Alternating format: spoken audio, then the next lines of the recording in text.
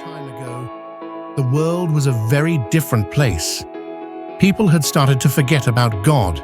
They were selfish, mean, and only cared about themselves. This made God sad, seeing how his beautiful creation had become filled with anger and violence.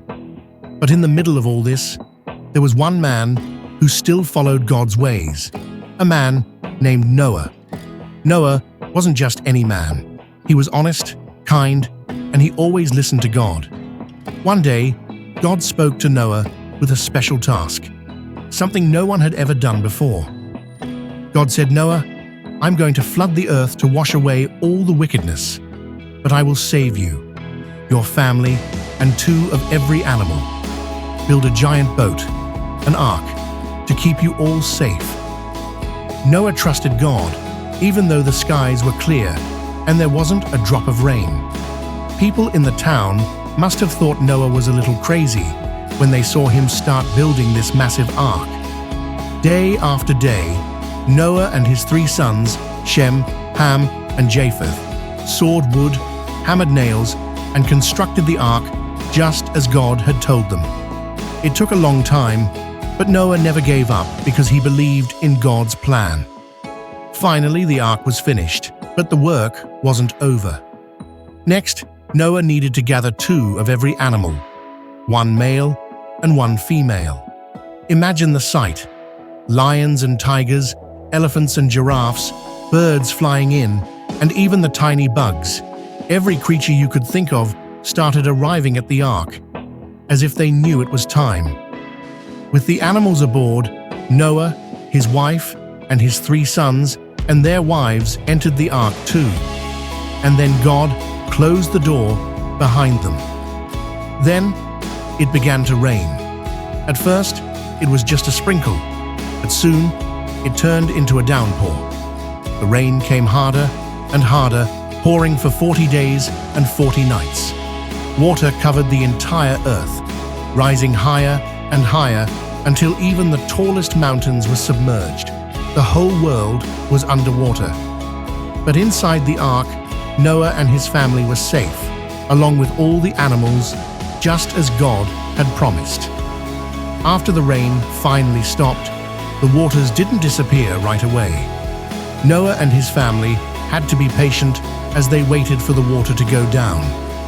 They floated on the waves for months, waiting for any sign of dry land. Eventually, Noah sent out a bird, a raven, to see if it could find any place to land.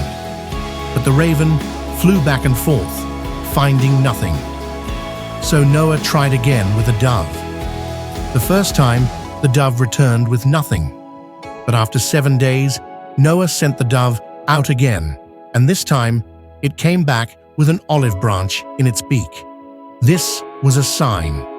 The water was going down, and plants were growing again. 7 days later, Noah sent the dove out once more, and it didn't return at all. That meant it had found a new home. The earth was dry again. God told Noah, "It's time. You can leave the ark." Noah and his family stepped out onto dry land for the first time in what felt like forever. Imagine their relief: fresh air, solid ground, the sun shining brightly overhead. Noah built an altar to thank God for keeping them safe, and God made a special promise to Noah and to all of us. He promised that he would never again flood the entire earth. And as a reminder of this promise, God placed a beautiful rainbow in the sky.